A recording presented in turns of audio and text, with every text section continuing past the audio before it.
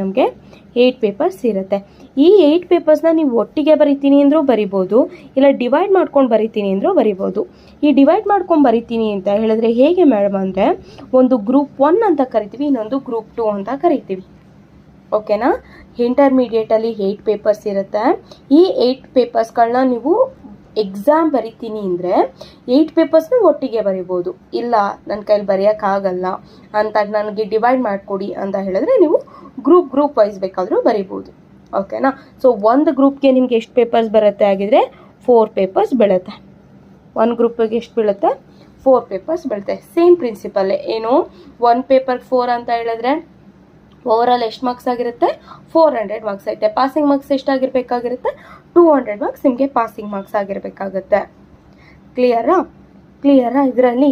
So group 2 ಅಲ್ಲೂ ಅಷ್ಟೇ 400 marks, passing marks ಎಷ್ಟಾಗಿರುತ್ತೆ? 200 ಇರುತ್ತೆ. 50% ತೊಗೊಳ್ಳಿ ಅಷ್ಟೇ. ಓಕೆನಾ? ಸೊ ಗ್ರೂಪ್ 1 ಮ್ಯಾಮ್ ನಾನೀಗ ಗ್ರೂಪ್ 1 ಮಾತ್ರ ಬರೀತೇನೆ ಮ್ಯಾಮ್, ಗ್ರೂಪ್ 2 ಬರೆಯಲ್ವಾ? ಫೈನ್, ಬೇಡ, ಗ್ರೂಪ್ 1 ಬರೀರಿ, ನೆಕ್ಸ್ಟ್ ಗ್ರೂಪ್ 2 ಬರೀರಿ.